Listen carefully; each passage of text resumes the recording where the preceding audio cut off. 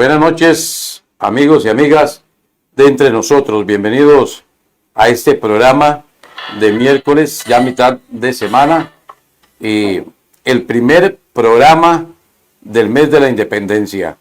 Ese es el primer programa del mes de la independencia, hoy miércoles 4 de septiembre. Hoy tengo un invitado muy especial, un buen amigo, con el que hemos estrechado la amistad aún más de hace algún tiempo para acá y con quien converso mucho y quien es sumamente interesante para conversar. Es el doctor Álvaro Hidalgo Rojas, que nació el 28 de diciembre de 1952, tiene 71 años, es el hijo de don Otilio Hidalgo Quiroz y de doña Ana Rojas Zamora. Ana Lucía Rojas Zamora. Se casó el 31 de julio de 1975 con doña Gretel Copper Céspedes y tiene 4 hijos: Fiorella, Sujei, Álvaro y Xochitl. 38 años de labor en el Hospital San Carlos y también muy involucrado en temas de organización social, dándole un gran aporte a este cantón de San Carlos, como también lo hizo don Otilio, su tío, don Inocente, de una familia de próceres de nuestro cantón. Doctor, agradecerle que nos acompañe esta noche. Muchas gracias, Andrés. El agradecido soy yo por la invitación que usted me ha cursado para el día de hoy. Así que estoy a la orden. Doctor, ¿por qué medicina? Empecemos por ahí. ¿Por qué la medicina? Bueno, Andrés, como usted mismo comentaba, yo nací en 1952 en Villa Quesada. Ese tiempo era tiempo de que las carreteras eran calles de lache, de piedra, en condiciones muy incómodas. Para viajar a San José era puro lache, y para viajar a La Bajura todo era muy difícil. Yo viví situaciones muy difíciles y bueno, tuve el ejemplo de mi tío, el doctor Olivier Hidalgo Quiroz. Hace pocos meses murió, de 95 años. Fue director del Hospital de San Carlos durante 32 años y fue posiblemente el que más me inculcó a mí seguir la carrera de medicina. Ese fue como el mentor en ese campo. Yo diría que el mentor en el campo de la medicina fue Olivier Hidalgo. Y por otro lado, pues sí, el ver tantas dificultades que había para tener acceso a los servicios médicos. Realmente no habían muy pocos médicos en esos tiempos. El acceso era muy difícil. El traslado hacia la capital era muy difícil. Recuerdo que mi mamá padecía mucho de crisis migrañosa y yo sufría mucho de verla sufrir a ella. Y bueno, por ahí empecé. Entonces yo iba con mucha frecuencia a casa de mi tío Olivier. Ahí empezaba él a explicarme de los libros, a mostrarme todo lo que él tenía en su consultorio, y de ahí nace en mí la idea de ser médico. Pero yo diría que la idea de ser médico prácticamente ha sido siempre, desde que yo tuve uso de razón, siempre quise ser médico. O sea, nunca pasó por mi mente otra carrera que no fuera medicina. Doctor, si nos ponemos a comparar los tiempos, y el otro día que estábamos tomando café allá en Aguasarcas, y yo me preguntaba, y se me olvidó preguntarle ese día, o sea, si ahora con tanta tecnología, tanta de la ciencia mucho más avanzada que en ese entonces, tantos equipos médicos que hay, ¿cómo era diagnosticar, por ejemplo, una enfermedad en una persona en ese entonces? Había que saber más que ahora. o habría que saber lo mismo? ¿Cree usted? Es una buena pregunta. La respuesta es un poco difícil, porque tal vez los médicos de ahora dirán, no, no, es más difícil ahora. Pero no, no, en realidad en aquellos tiempos a mí me tocó que estudiar sin computadoras, sin internet, sin tomografía, sin TAC, sin resonancia magnética, sin equipos tecnológicos de ninguna naturaleza.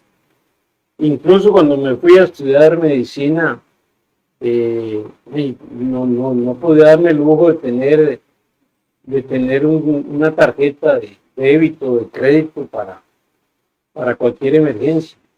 Yo me tenía que conformar con los cheques que me enviaba mi papá mes a mes. El cheque tardaba exactamente un mes en llegar. Y lo mismo cualquier carta de llegar a México. De manera que la diferencia estaba en que en ese entonces, al haber ausencia de equipos tecnológicos, los exámenes eran, uno tenía que aprenderse la sintomatología y todos los datos clínicos que presentaba el paciente, memorizarlos y hacerle exámenes físicos a los pacientes muy, muy detallados. Por ejemplo, una mujer que llegaba sangrando, uno tenía que descartar, empezar a descartar los diferentes diagnósticos que producían sangrado y cuáles eran las características de cada uno de esos sangrados. Y en el tacto vaginal que se hacía, uno sabía qué sé yo, había que saber diferenciar una placenta previa de un desprendimiento prematuro de placenta, de una amenaza de aborto, de un aborto en evolución, o un sangrado disfuncional, un sangrado menstrual. Todo ese tipo de cosas se había que aprenderlas y trabajarlas y a la hora de atender al paciente centrarse mucho en la sintomatología. Hoy día de una vez se lleva al paciente al ultrasonido. En ese tiempo no había ultrasonidos. Yo tardé para que hubieran ultrasonidos en el Hospital San Carlos más de 20 años de ejercer bien la profesión cuando apareció el primer ultrasonido. Una cosita muy pequeña. Primero, el Club de Leones donó un equipo muy grande que nunca se usó porque nunca se supo cómo se usaba. Y después el radiólogo, que era el doctor Jorge Salvatierra, ya recibió un equipo Siemens pequeñito y con eso él empezó a trabajar. En ese entonces él no tenía preparación como radiólogo, no tenía preparación en ultrasonidos porque no había ultrasonidos. Pero ya una vez que estuvo, él se mandó a capacitar a los hospitales del área metropolitana. Pero sí, ya yo diría que era más difícil. Era más difícil porque había que aprenderse todo muy, muy, muy, muy exacto. Porque en nada se puede uno equivocar. Pero cuando uno atiende personas, seres humanos,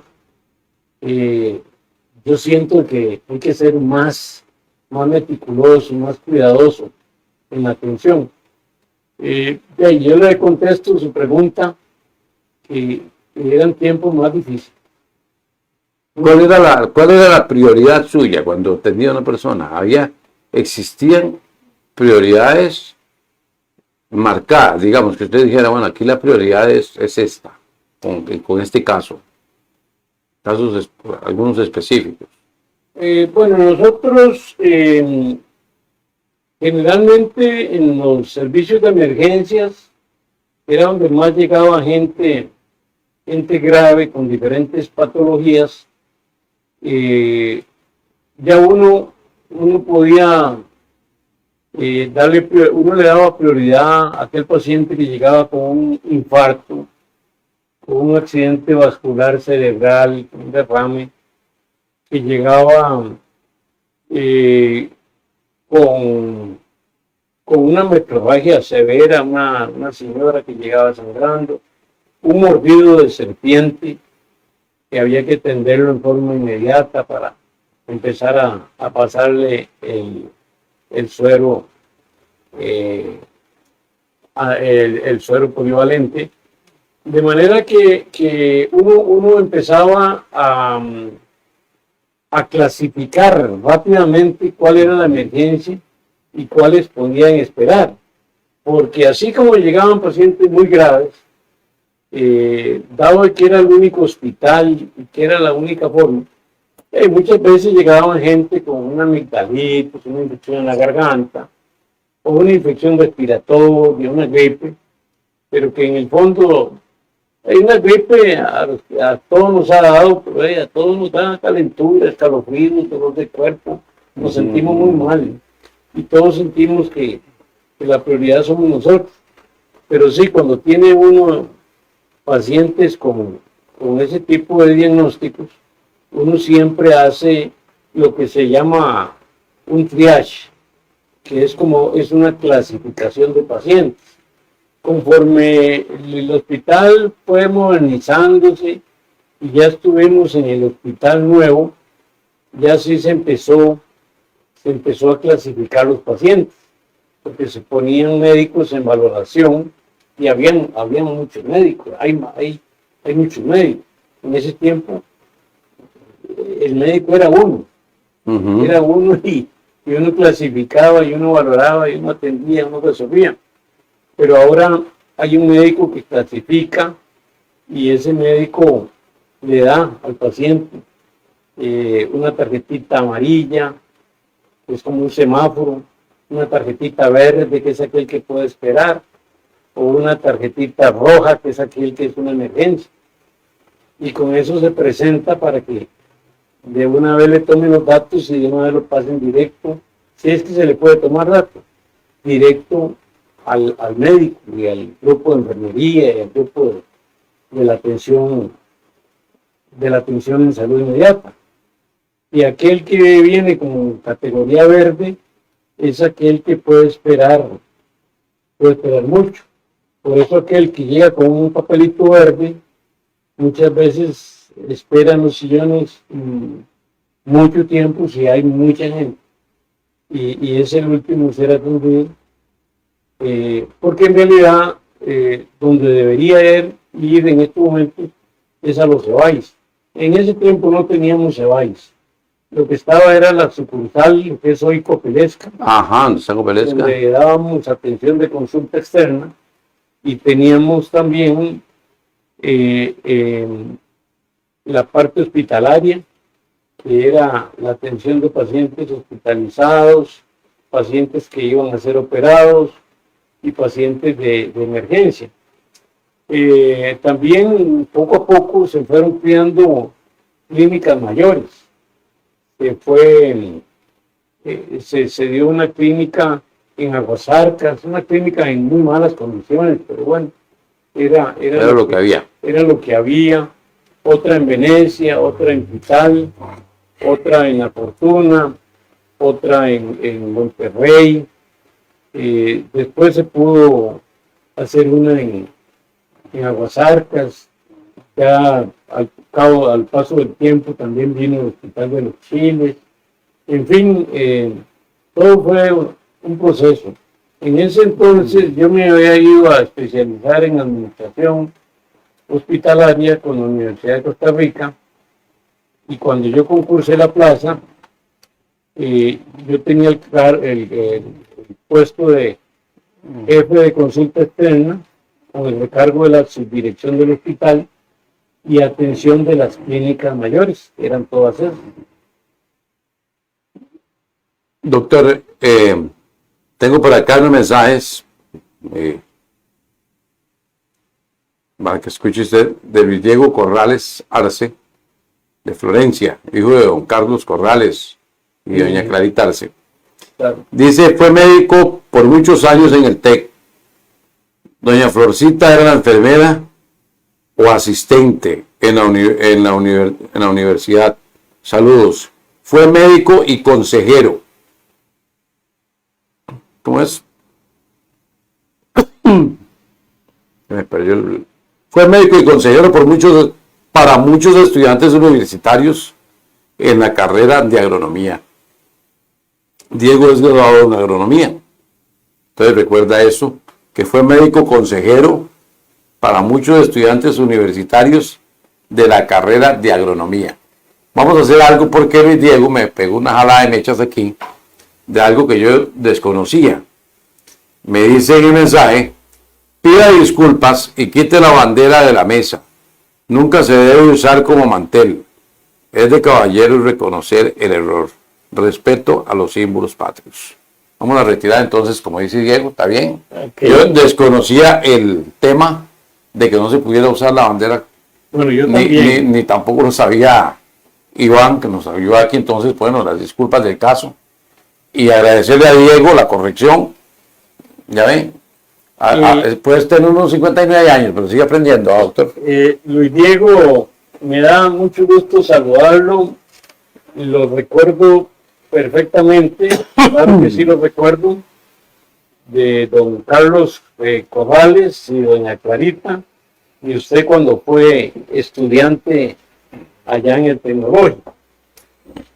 Resulta que en el año bueno, usted conoce bastante de esa historia, pero en el año 1984 nosotros hicimos un convenio, incluso lo hicimos antes con el Tecnológico, porque al Tecnológico le quedaba difícil, en ese entonces estaba en el Colegio Agropecuario, le quedaba difícil con los estudiantes y con los profesores y sus familiares ir a consultar al Ciudad Quesada.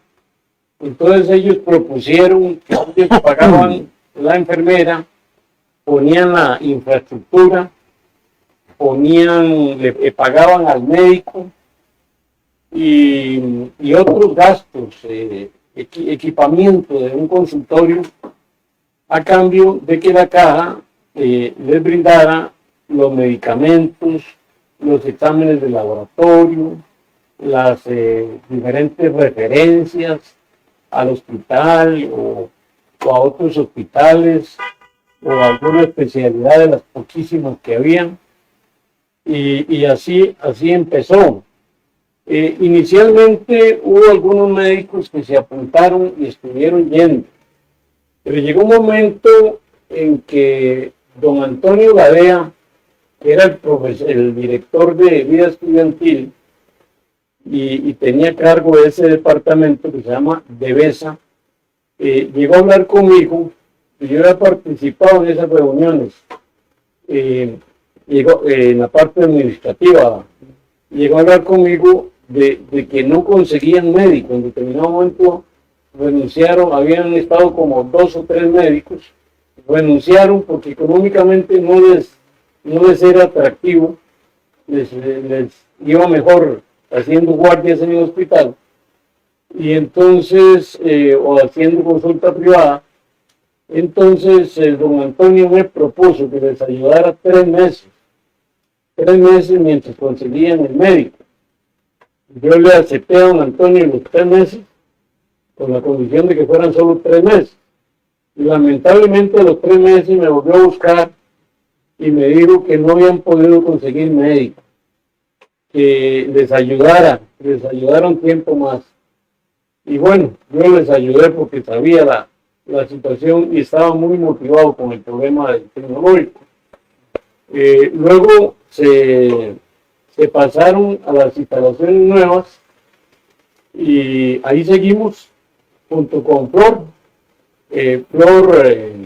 Pérez Villalobos, que era la enfermera, la que me asistía a mí.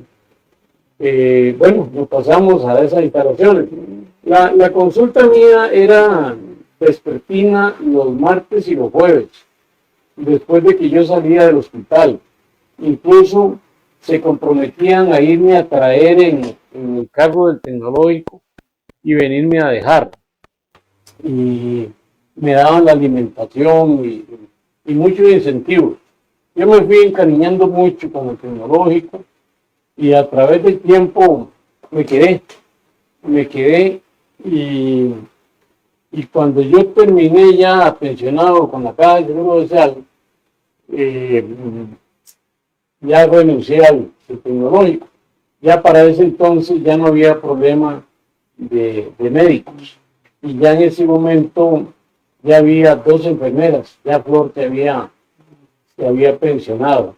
Y sí, yo recuerdo que dentro de lo que yo ayudaba un poco era con las clases de zoonosis, que son las enfermedades transmitidas por los animales. Entonces yo les daba algunas charlas a los estudiantes de agronomía sobre ese tema. Me encanta saludarlo, Luis Diego. Tengo lindas historias con don Carlos y con doña Clarita y los recuerdo muy bien a los dos. Estamos con ustedes entre nosotros a nombre de Estación de Servicio Loiba, que es venta de combustibles, cambio de aceite, reparación de llantas, venta de accesorios y la atención de don Claudio González, familia y un selecto personal. Estación de Servicio Loiba es la estación de servicio que los sancarleños prefieren.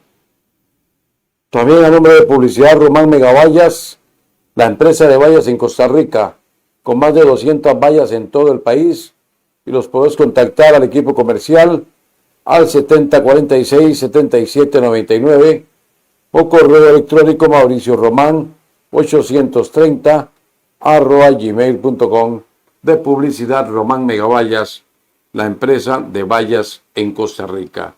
Doctor, tantos años de servicio a la medicina y en una carrera de tanto humanismo, hay situaciones que marcan a un médico, de gente que aunque no es nada, es simplemente pacientes, pero hay situaciones tan serias y tan tristes que marcan a eso, o hay algo que los hace inmunes a todo eso.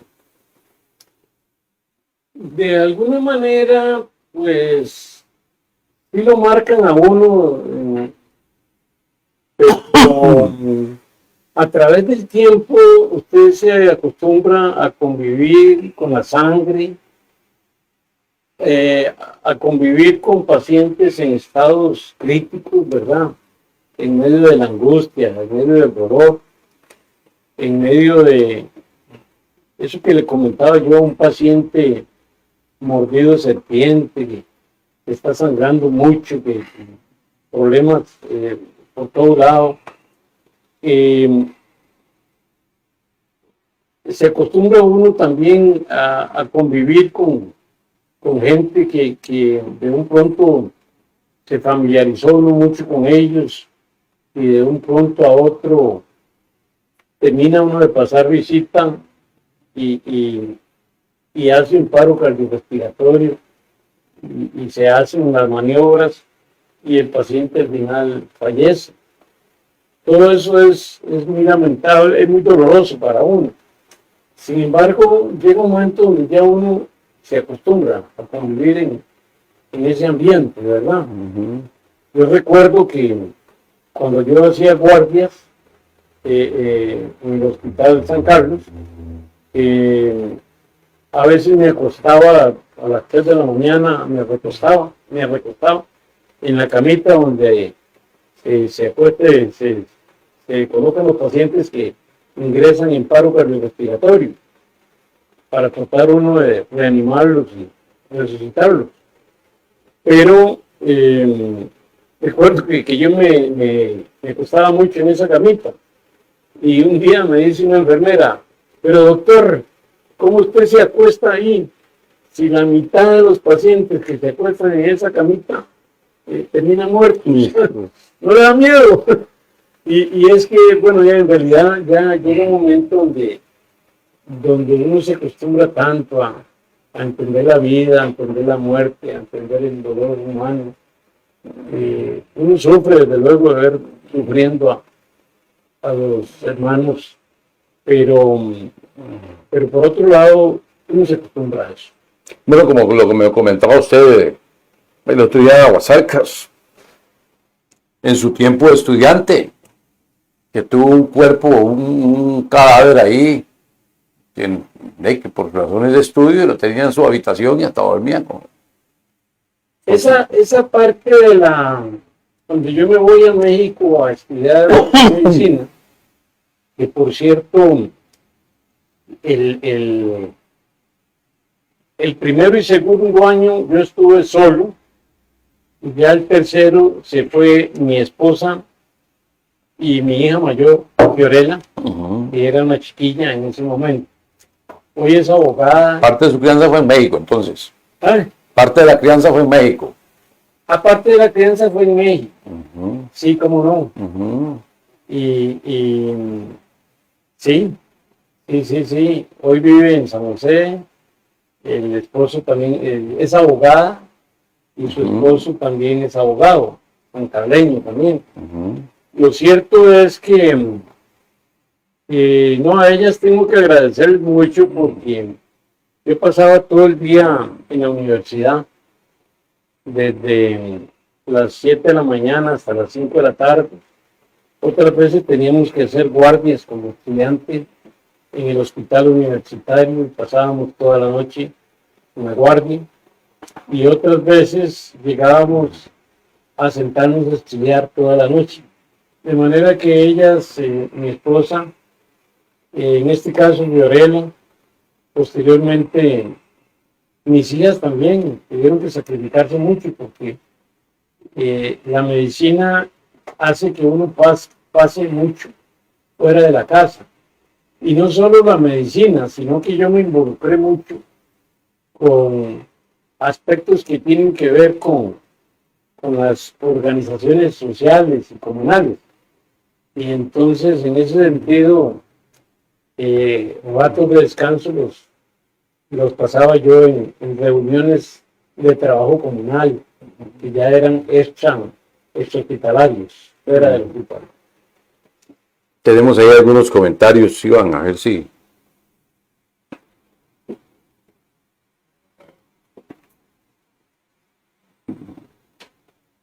Sí, aunque, bueno, de momento comentarles que estaba hablando con Radit Barrantes de Aguasarcas, ahí que me manda un saludo al programa. Muchas gracias. Entre los comentarios tengo a Fiorella Hidalgo Cope, que no... Es la hija del doctor. Correcto, creo que entre la introducción escuché que es la hija del doctor. Ajá. Porque estaba viendo que el micrófono que tengo acá de monitor lo tenía apagado o silenciado. Dice Fiorella Hidalgo Copper, la hija del doctor Hidalgo. Dice, sigue siendo médico y consejero. Me imagino que ella recibe muchos consejos de parte suya. Dice, siempre con una disposición ejemplar de ayudar.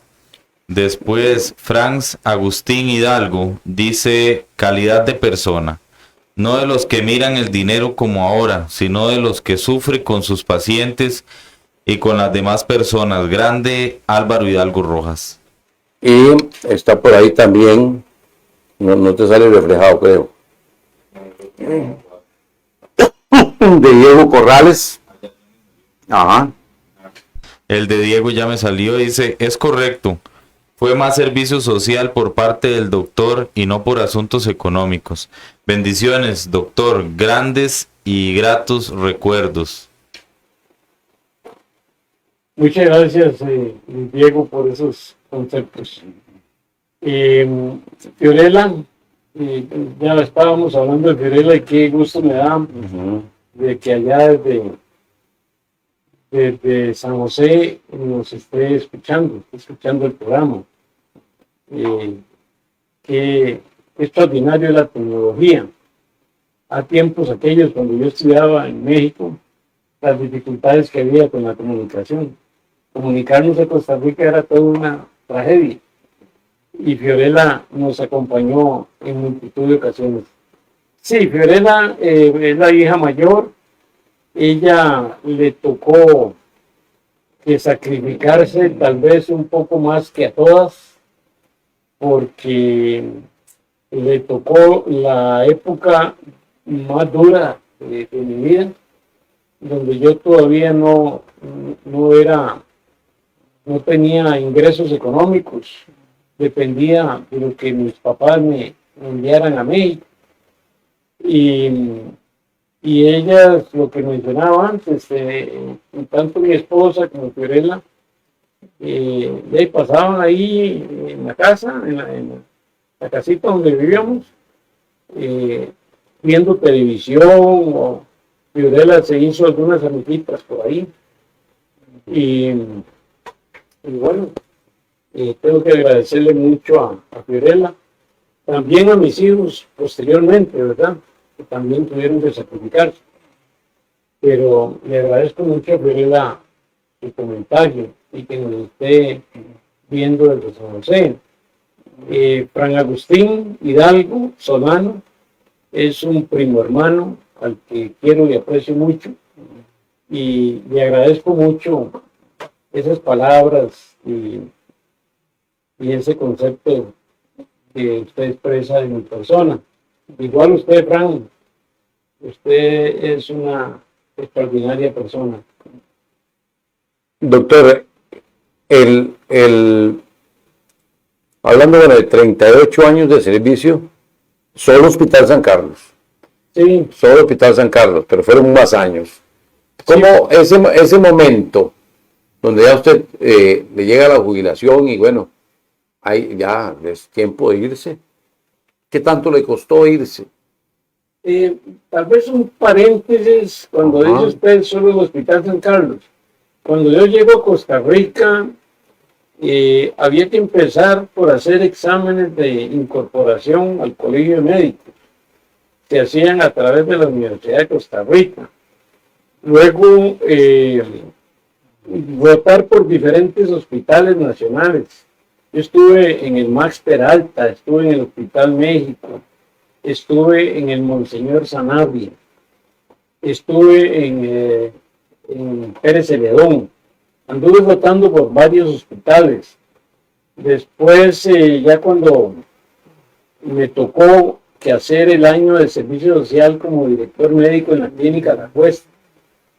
La clínica La Cuesta queda ya en la frontera sur. La Cuesta. La Cuesta queda a 5 kilómetros de Paso Canoas. Yo vivía en Paso Canoas y viajaba todos los días a La Cuesta. Me había traído un Volkswagen Bocho mexicano, lo fabricaban en Puebla. Eran muy baratos porque ahí mismo los producían. Eran carritos muy buenos. Entonces yo viajaba todos los días de los enfriados por aire, nada más. Exactamente, sí. Tenían la paja. Sí, nada más por aire. Que los enfriaba. El único problema que tenían esos carritos es que algunos se quemaban. Por eso uno cuando es muy aferrado a un partido político le dicen, ese es como un bocho, se vuelca pero no se quema. Se vuelca, es como los bochos. A nosotros en un Volkswagen ya más grandecito, Panet. No, como se quema pero no se vuelca. Se quema pero no se vuelca. Pero no se vuelca, como un bocho. Y ese Panet era Volkswagen también, igual se nos quemó. Pero no era mío. Yo andaba con unos amigos mexicanos. Y andaban en un Volkswagen, se quemó. Sí. No, entonces yo voté por diferentes hospitales y clínicas. Luego me trasladé al hospital de Golfito. Ahí estuve en el servicio, como jefe del servicio de medicina del hospital de Golfito. No habían casi especialistas. Y el director del hospital me dijo, bueno, usted es el que tiene más tiempo de trabajar, lo vamos a nombrar como jefe del servicio de medicina. Entonces, ahí estuvo el Golfito también, ahí estuvo también mi hija Fiorella. Ya para entonces había nacido Sujei. Ya Sujei nació cuando estábamos en la cuesta. Estaba muy pequeñito. Y nos pasamos a... Yo en Golfito la pasé muy bien, estuve muy contento. Pero conforme vi que ya mis hijos ya empezaban a requerir tiempo de edad escolar, fue cuando yo vi la necesidad de salirme de Golfito. Aparte que yo ansiaba volver a mis tierras sancaleñas, ¿verdad? Sí, claro. Ese era el mayor anhelo mío, volver a San Carlos. Y se le requería en San Carlos también, porque... Había mucha necesidad. Sí, no, y en el tema en todos los temas organizacionales donde se estuvo. Me tocó que participar en una serie de organizaciones. Tal vez por ahí como hay tres personas que yo siempre las he considerado que han influido mucho en mí. Uno fue mi papá, Otilio Hidalgo Quirós. El otro fue el doctor Olivier Hidalgo, mi tío. Y el otro fue Edgar Ugalde Álvarez. Edgar Ugalde se crió en casa de mis abuelos y prácticamente siempre fue para nosotros como un tío. Yo siempre que vi en Edgar ese espíritu de superación, ese espíritu de lucha, entonces para mí fue un ejemplo de inspiración. Y bueno, mi papá había sido parte de los fundadores de Copelesca.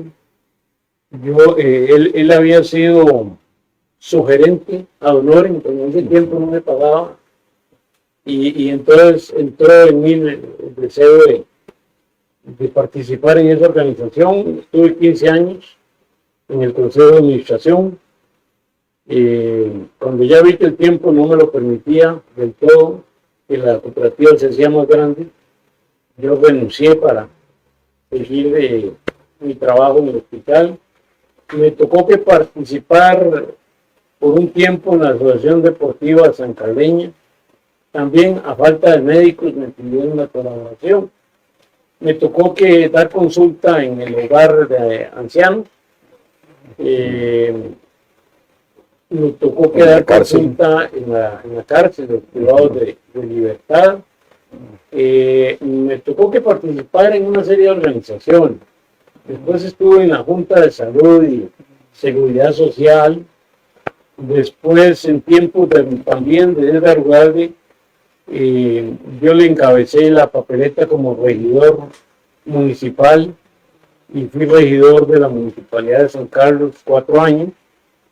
En ese tiempo, recuerdo, o tiempo después, fui presidente de la Comisión Regional de Emergencias y de la Nacional, incluso cuando se formó la primera vez. Fui también miembro, presidente de la Comisión de Vivienda. En la municipalidad estuve en presupuesto y la Comisión de Hacendarios. De manera que sí, anduve en un montón de cosas. En la Cruz Roja, mi tío, ese fue el que me llevó a la Cruz Roja. Yo fui miembro de la junta directiva de la Cruz Roja. Fue un tiempo muy lindo, me encantó. Lamentablemente sí, tiempo después tuve que renunciar por falta de tiempo. Doctor, con todo eso, yo le hago una pregunta. Usted se pone a analizar todo lo transcurrido en la vida, a nivel profesional, personal, como temas estos de organización social. Si tuviera algo que cambiarle a su vida, que usted diría, bueno, si tuviera tiempo de retrocederme, no sé, 20, 30 años, y cambiarle algo, que tal vez le faltó, ¿cree usted que le faltó algo? En realidad en la vida en la vida a todos nos falta hacer cosas y a todos, por un lado nos falta hacer cosas y por otro lado todos en algún momento hemos cometido errores que tal vez no cometeríamos hoy día. Pero en términos generales, la vida ha sido muy generosa conmigo, ¿verdad? Yo no tengo, como dice las palabras, vida, nada te debo, vida estamos en paz. Realmente, yo si hoy volviera a nacer, vuelvo a nacer, haría lo imposible por volver a estudiar medicina. De eso no me arrepiento nunca. De la familia que hoy tengo, igual. Hoy me volvería a casar con la misma esposa que desde hace como más de 50 años me acompaña. Y que fue la primera novia que yo tuve. O sea, fue la única, ha sido la única. Así es. Y por otro lado,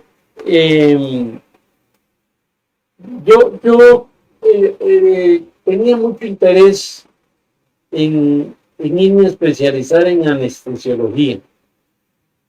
Mi tío me había, a falta de anestesiólogos, porque constantemente llegaban pacientes que venían, que requerían una cesárea y no había anestesiólogo. Y había que ir a buscar. En ese tiempo el único que estaba era el doctor Fantini, anestesiólogo. Y él pasaba trabajando día y noche. Y era lógico que requiriera su descanso.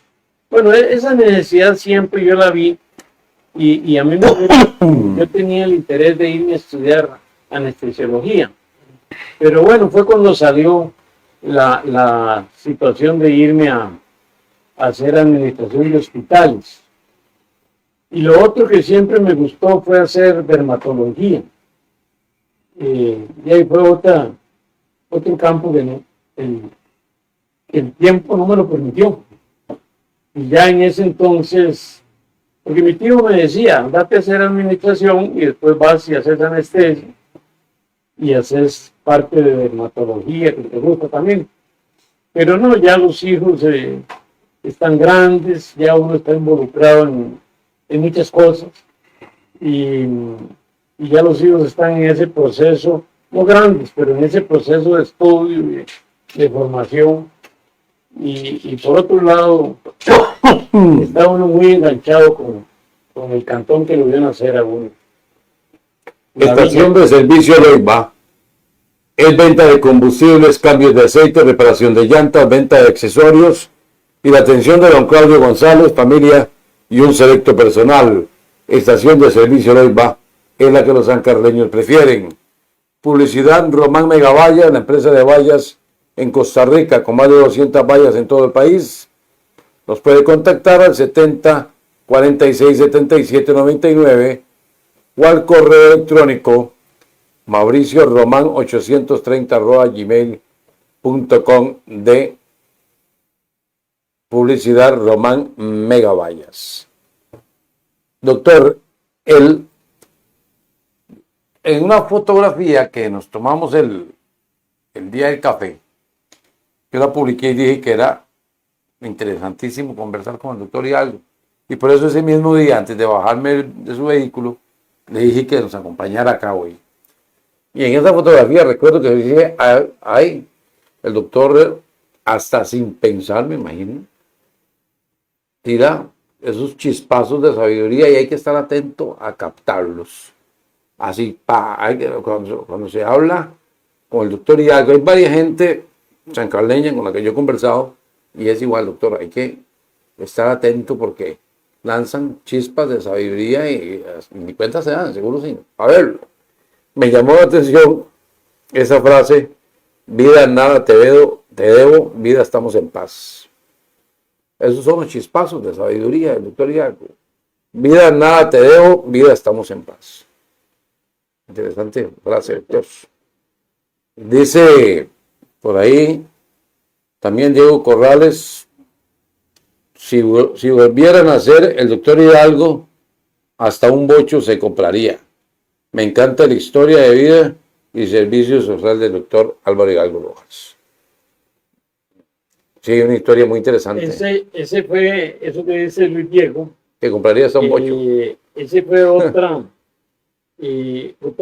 cosa que yo haría, volver a comprar un bocho. Lamentablemente ya el bocho ya no lo fabrican. Siguen fabricando el Volkswagen, pero el bocho Se ahora es el moderno. Ahora es el moderno que le llaman Beetle. Y inicialmente lo hicieron en Alemania. Lo hicieron en Alemania para que fueran a trabajar, para los trabajadores que fueran al trabajo.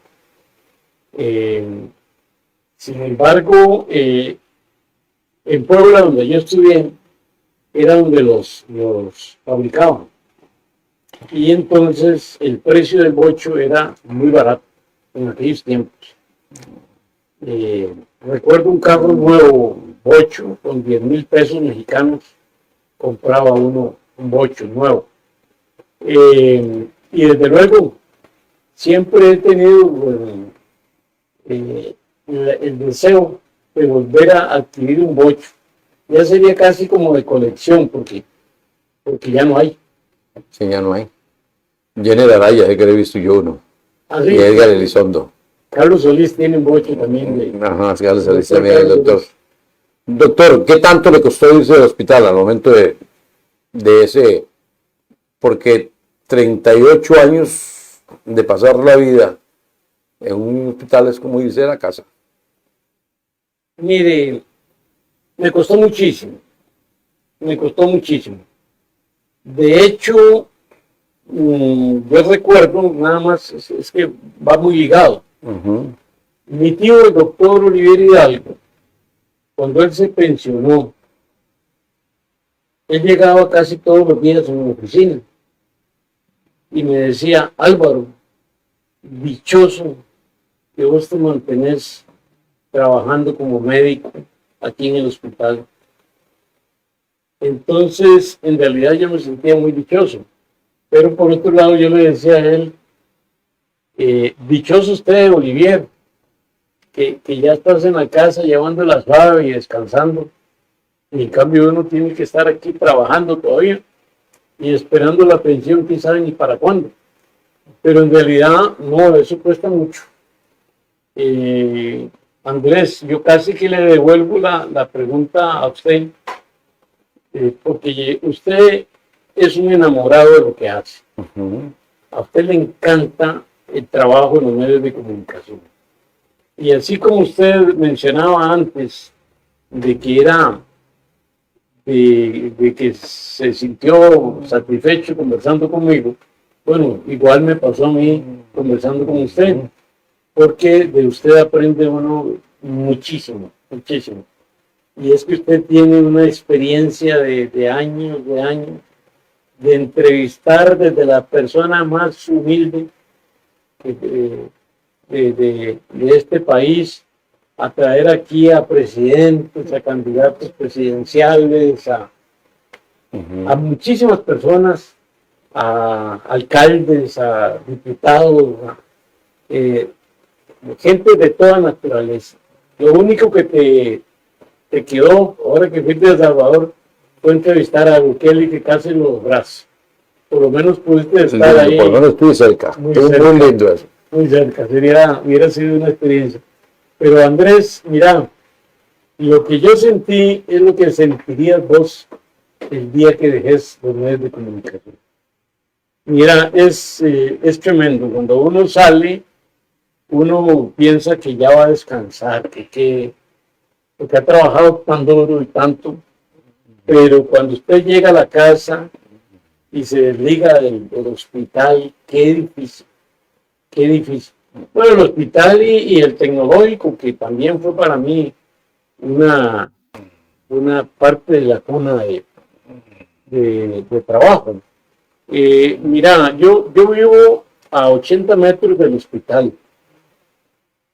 Y yo lo que hacía para no ver el hospital en los primeros meses, no días, meses, yo daba la vuelta por el sector este, a caerse al puro frente del hospital, pero por el sector oeste salís allá por la Leila. Sí, pero donde vi Carlos Solís. Exacto. Y entonces yo siempre me iba por ahí para no ver el hospital, porque ver el hospital me generaba una angustia tremenda, tremenda. Pero sí, en definitiva, es doloroso, duele mucho. Poco a poquito me fui acostumbrando me fui haciendo otras cosas, empecé a hacer otras cosas en mi vida, porque sí, en la pensión uno tiene que prepararse para pensionarse. Hay que prepararse psicológicamente y hay que prepararse para hacer otras cosas. Porque en realidad, con pensionarse y irse a tirar a ver al sillón, a ver televisión o a ver los periódicos, pues como que no. Yo entrevisté, doctor, en una ocasión a Carlos Hernández, el periodista Carlos Hernández. Entiendo que como a mes y algo de pensionarse. Y entre las últimas preguntas fue esa. Carlos, ¿usted ha pensado en ese día? ¿Cómo va a ser ese día? Y también estaba en lo mismo, ¿no? De cómo llegaba a Radio Santa Clara, que por dónde agarraba, porque ahí terminó él, ¿verdad? En Radio Santa Clara terminó su carrera. Y siempre por eso me llama la atención, recuerdo de Gerardo Benavides, el bombero, que se pensionó, y dicen que a los 2 meses tuvieron que decirle, no, señor, usted está pensionado, ya aquí no venga, porque no lo podemos jalar porque ya no hay seguro que lo cubra. Porque es lo mismo que quería llegar todos los días también. Entonces, por eso siempre pregunto, cuando es alguien que tiene muchos años de carrera en alguna profesión, ¿cómo es el momento ese? A mí me contaba mi hermano, que fue su director, vicerrector del Tecnológico en Cartago, que mucha gente se pensionaba, de todo tipo. Y una vez que se pensionaban, llegaban a la casa a no hacer nada, no se habían preparado.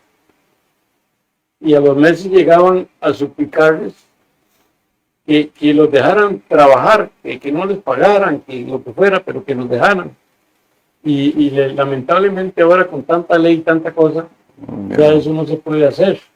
Ya no se puede uno devolver. No. No, y realmente es sano. Yo tengo 71 años de edad y la vida se termina. Entonces, uno tiene que entender que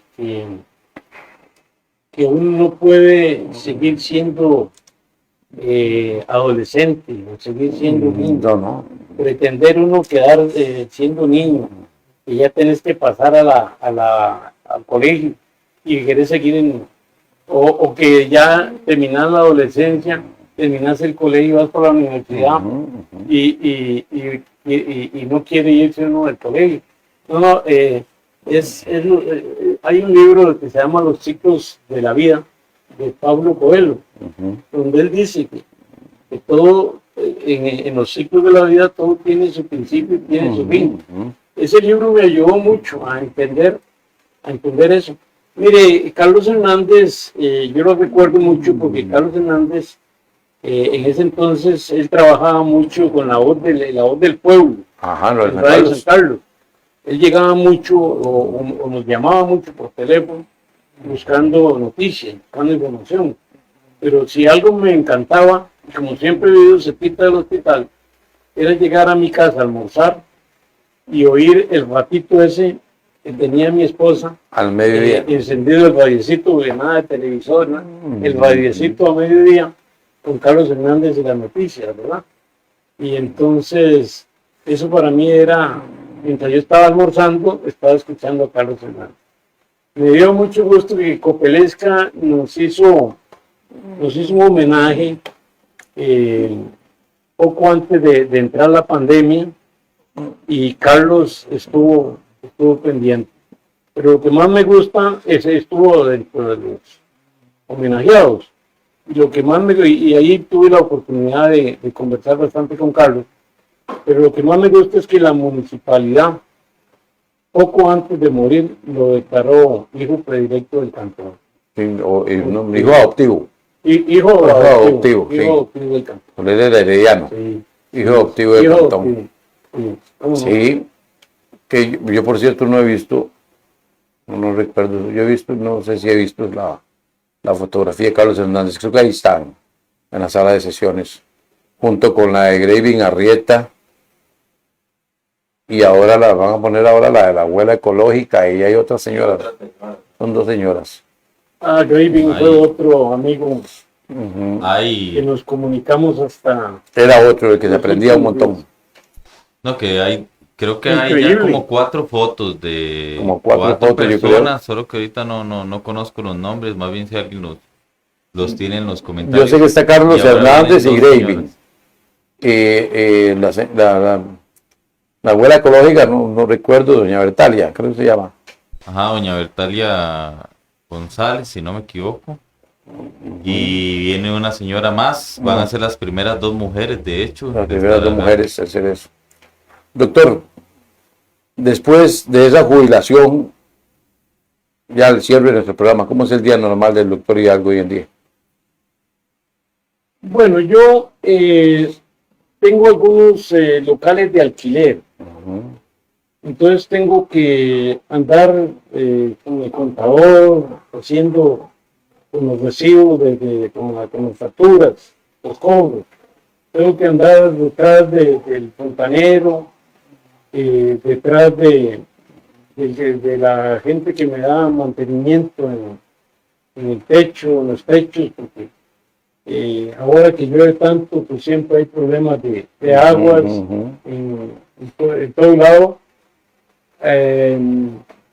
Andar detrás del fontanero, detrás del que pinta, detrás, todo ese tipo de cosas. Mi esposa, ella aprendió a manejar, ella tiene licencia, sin embargo, en una ocasión tuvo un pequeño accidente y tuvo un trauma ahí emocional y nunca más quiso tocar el carro. Entonces, a cualquier parte que ella necesite, tengo que llevarla. Entonces, tengo que servirle también de chofer a mi esposa. Y así me la paso, conversando con un montón de gente, amigos. Ahí me voy al cajero y de un pronto a otro me encuentro con un montón de amigos que tenía muchos años de no ver. Entonces, esa es la ventaja de vivir en San Carlos. Esa es la ventaja de vivir en San Carlos. Que somos un lugar ya no tan pequeño, pero todavía nos conocemos entre sí mucha gente. Claro. Y eso es una ventaja. Doctor, agradecerle que nos acompañara esta noche, hablar un poco de usted, conocer de su historia a nivel profesional, a nivel de servicio organizacional, como dice acá Luis Diego Corrales. Me encanta la historia de vida y servicio social del doctor Álvaro Hidalgo Rojas. Creo que es mucha gente en tanto tiempo por el hospital. ¿Cuánta gente puede haber visto usted? Inimaginable. Y por supuesto que la gente le recuerda, obviamente. Muchísimas gracias, Andrés, por la generosidad suya de haberme invitado al programa. Siempre hay tantas cosas de qué conversar que los programas siempre se quedan cortos. Sí, claro. Pero, bueno, podemos tener la oportunidad de contar un poco la historia del médico. Yo estoy por ahí haciendo un libro que se llama Memorias de un médico. Bueno, es parte de lo que fue mi vida en todo ese proceso estudiantil. Dice Ana Lucía Hidalgo, Mi hermano. también tiene que atender las llamadas de la hermana Ana por cualquier problema de salud. Y dice Franz Agustín, gracias por darnos estas historias. Muchas las conocía, otras no. pero es parte de grandes personas de mi cantón. No, y se quedan un montón de historias. Vieron una que escuché yo, buenísima, en la espera de otro sancarleño que llegaba a México. Fue toda una odisea, bueno, para película de Netflix está esa. Esa historia que Esa historia es sumamente interesante. así como esa historia, tuvimos muchas historias. Ahí te voy a ir contando. No, tenemos Y que hacer, y en algún día en algún momento tenemos que hacer otro programa, lo vamos haciendo al aire también.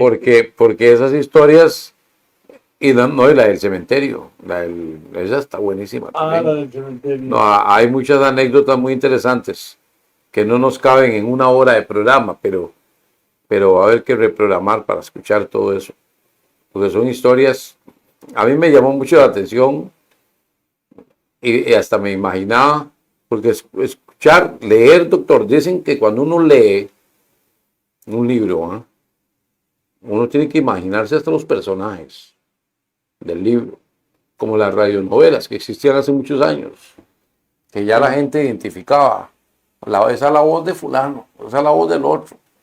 Les ponían nombres, pero ya la gente se identificaba. Claro, claro. Y eso en un libro es igual. Uno tiene que imaginarse cómo era el lugar, Es algo que no comenté aquí. Cuando me dijiste de que qué hacía yo yo he sido me encanta la literatura, me encanta mucho leer. Tengo muchísimos amigos escritores. Ahora que dijiste Graving abierta, recordé que Graving me buscó en una ocasión para traer a José León Sánchez a que viniera a dar unas charlas a la Universidad de San José y la Universidad de Isaac Newton. Lo cierto es que sí, yo tuve muy buena amistad con José León Sánchez, el autor de La Isla del Son de Sol. Y lo acompañé a él a muchas partes. Yo fui con él a Villaney y fuimos en helicóptero. Y anduvimos mucho en México, en alguna oportunidad estuvimos juntos en alguna actividad. Lo cierto es que Graving, José León era un tipo cultísimo, era un hombre súper culto, súper estudioso. Era un hombre que estudiaba como hasta las 3 de la mañana, leía y escribía. Nos llevó Graving a su oficina y nos regaló un libro que él escribió. Muy interesante ese libro. Y nos dio una conferencia de todo lo que significaba su oficina. ¿Por qué esa madera era de tal especie? ¿Qué simbolizaba para él? Y empezó a explicarnos todo y empezó a hablar hasta de Sócrates. Era un tipo con una cultura Era interesantísimo. increíble. Hoy, por cierto, estaba cumpliendo 4 años de fallecido. Hoy o ayer, no sé. Era un tipo increíble. San Carlos perdió un excelente ciudadano. increíble. Pero que yo recuerdo, igual por ejemplo esta frase suya, que la anoté ahí, que me llamó la atención. En una ocasión entrevisté a Graving Arrieta, que era muy amigo porque su papá, don Héctor, tuvo taxi, mi papá tenía taxi. Cuando esos eran muy pocos los taxistas, entonces las familias de unos con otros se veían casi como, y una fiesta en la casa de un taxista, los invitados eran las familias de los taxistas, entonces nos veíamos como muy cercanos, hijos de taxistas con otros hijos de taxistas y así, ¿verdad? Como el caso del doctor Eric Rojas, que es amigo y uno lo ha visto muy cercano porque el papá también tuvo taxi y todas esas cosas. Y recuerdo que en una entrevista, Don Gerardo. ajá, don Gerardo Rojas, Segura, entrevistando a Greylin Arrieta, yo le preguntaba que cuando él, era hablando exactamente de él, de la historia de él, qué pensaba él cuando pasaba ahí por fuera y veía esas instalaciones tan grandes y todo tan desarrollado. Y decía Andrés, es que el retrovisor, usted anda un retrovisor en el carro. Y esa fue la respuesta. Usted anda un retrovisor en el carro. Y el retrovisor es para verlo de vez en cuando. Usted no puede quedarse fijo ahí. Hay que ver para adelante. El retrovisor es nada más para ver usted por dónde ha pasado o quién viene detrás suyo. Pero usted tiene que ver siempre hacia adelante. Hay que ver para adelante. Claro, tenía un mensaje, la respuesta es muy clara. Sí, claro. Era un hombre así, exactamente, chispazos de sabiduría, como le llamo yo. La gente no puede quedarse en el pasado. No. La gente tiene que vivir el presente y el mañana. Pero no puede quedarse en el pasado. Y eso es lo a mí me gusta mucho escuchar a Mujica, el expresidente de Uruguay. Él tiene una filosofía de vida tan interesante, ¿verdad? ¿Lo has oído? Sí. No. Es que él dice, ya está muy mayor. Ahí lo nombraron, él quedó electo presidente de Uruguay. Ya no estamos bien, ¿no? Ya estamos sobre tiempo, pero no hay problema. Ya estamos sobre tiempo, pero no hay problema. Sigamos nomás. ¿Estamos sí, estamos al aire, sí. ¿Estamos al aire? Sí. No. Termine lo de Mujica, porque ya nos van a dar con la duda. Bueno. No, es que yo creí que ya no estábamos al aire. No, sí, estamos al aire, claro. Ok, pues... No, estamos al aire. Pedro Mujica fue presidente de Uruguay y él no tenía carro, no tenía nada. Y él lo que tenía era una parcelita y ahí vendía flores junto con la esposa. Cuando quedó presidente, los vecinos de él le compraron un bocho. Le compraron un bocho viejo para que él se trasladara a casa presidencial. Nunca aceptó que lo llevaran. Que lo llevaran a él llegaba solo. En los carros de casa presidencial. No, él llegaba en su carrito. No usaba corbata, no usaba nada. Él iba así como cualquier vecino del pueblo. Lo cierto es que cuando él terminó, él fue muy reconocido a nivel mundial. Lo cierto es que ese bocho hizo fama. Claro. Y entonces pidieron que lo subastara. Y pidieron y mucha gente millonaria lo quería comprar.